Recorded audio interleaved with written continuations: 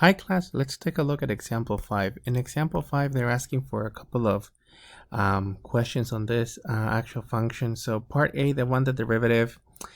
Notice they don't mention for us to simplify it, so we'll take it as much as we can. And then we'll do part B. Part B, it's going to be the slope of the tangent line at that value, and then they want the equation of the tangent line.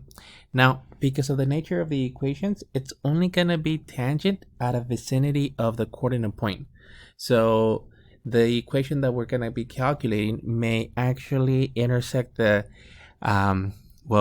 actual polar equation at more than one point, but at least within the vicinity of 3 pi over 2, it's actually going to intersect it at one point.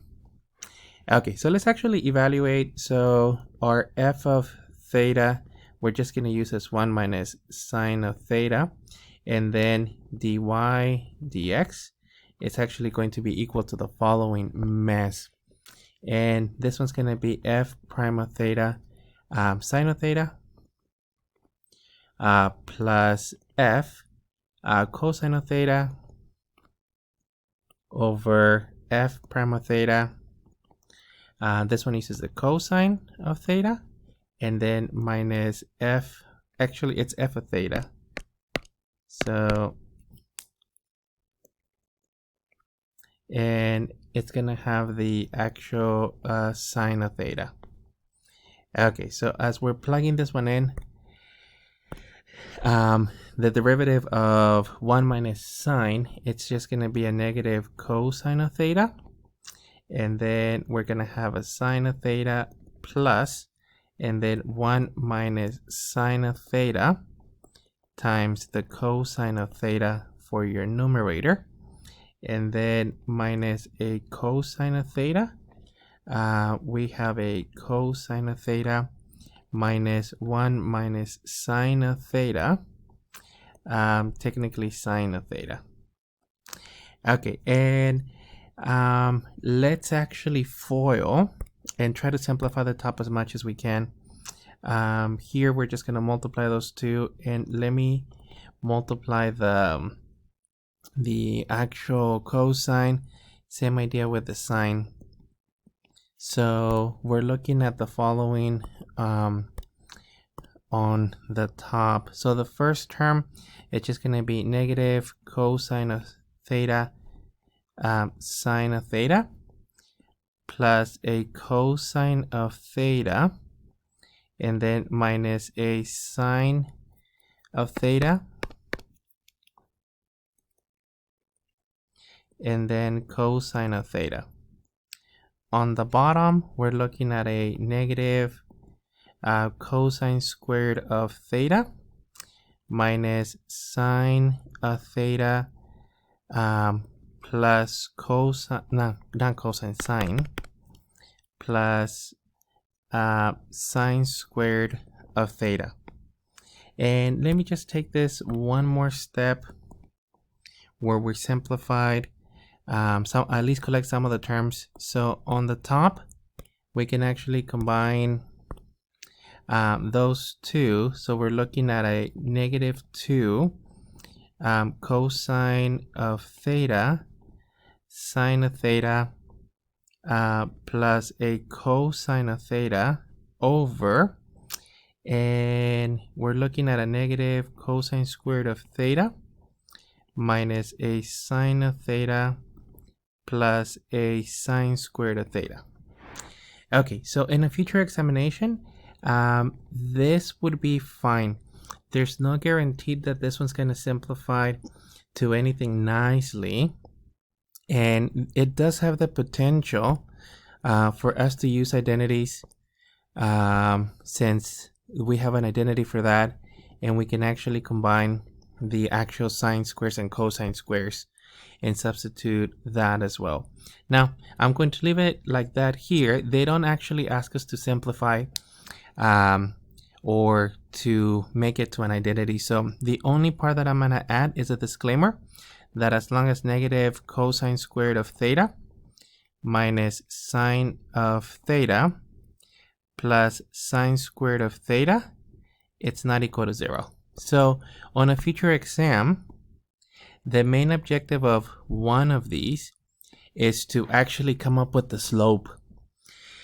And as I mentioned earlier, when you come up with the equation of the tangent line, it may not actually intersect it at one specific coordinate point because of the curves that you're looking at. So it'll be tangent within the vicinity of the coordinate point. So I'm going to leave this one as it stands here. And then let's actually evaluate the 3 pi over 2. So the M tangent,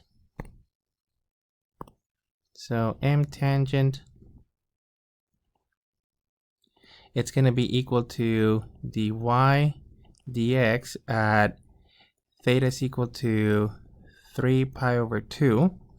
And it's going to be equal to a negative cosine of 3 pi over 2 of sine of 3 pi over 2 plus the cosine of 3 pi over 2 all over the negative cosine squared of 3 pi over 2 minus sine of 3 pi over 2 plus the sine squared of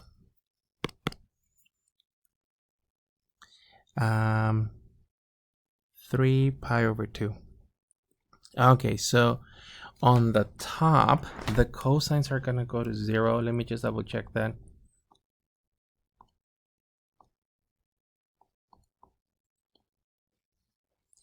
Okay, so we're looking at 0 over, and let me just double check that your denominators are not going to be 0. So in this case, they're not because of the sign.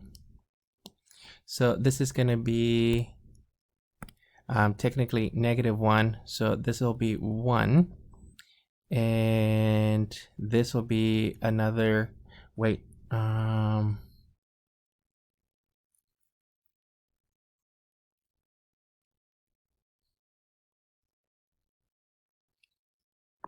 okay, sorry, false alarm. This is a 1 as well. Because of the square that makes it into 1, I thought it was undefined for a moment. And I was like, wait, how could it be undefined? And the other one's going to be 0. So you're looking at 0 divided by 2. And this one happens to be 0. So technically, M tangent at theta is equal to 3 pi over 2 is equal to the values of 0. So the slope of the tangent line at 3 pi over 2 is going to be 0. Now, they want the equation of the tangent line for part C. So let me actually find R. So find R. And R is equal to 1 minus sine of, well, technically theta. At theta is equal to 3 pi over 2. R is equal to 1 minus sine of 3 pi over 2. Or R is equal to 1 minus -1. R is equal to 2. So the coordinate point in question, it's going to be as R comma theta. So R comma theta, it's going to be 2 comma 3 pi over 2. As x's and y's, remember that x is equal to R cosine of theta. Y is equal to R sine of theta. So in this case, 2 cosine of 3 pi over 2 and 2 sine of 3 pi over 2, which we're going to get 0 and -2. So it's going to be equivalent to x's and y's as 0 comma -2. And then, well, the actual equation, let me just put it in point slope form because some of these are not going to actually simplify. So the equation,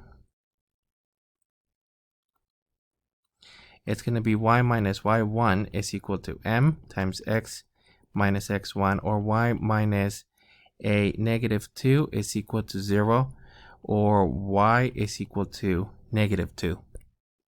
So that would be the equation of the tangent line.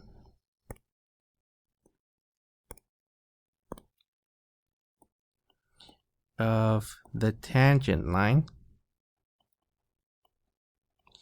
at theta is equal to 3 pi over 2. Okay, so let me graph it and I'll come back in a minute.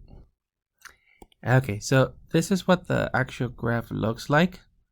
1 minus sine of theta, and then, well, the actual coordinate point r theta, it's 3 pi over 2. So basically it's going to be down here. The line, in this case, it does intersect at one coordinate point. This is what I meant. If you were to have a line going through, oh, this is a better point, through here, it's going to intersect at one point here, but then if that line continues, it's going to intersect it at 2. So technically, they're only going to be tangents within the small vicinity of the curve. So we're talking about only a portion of it, or the point in question will be tangent. If the line extends, it may intersect it at more points. It's still tangent though within the vicinity of the angle, so everywhere around it, but as the line extends, it's going to most likely, for some of the angles, extend and intersect it at more than one coordinate point. So that's actually it for this one. The only concern that I have is in an exam, I'm perfectly fine if you try to simplify it as much as you can.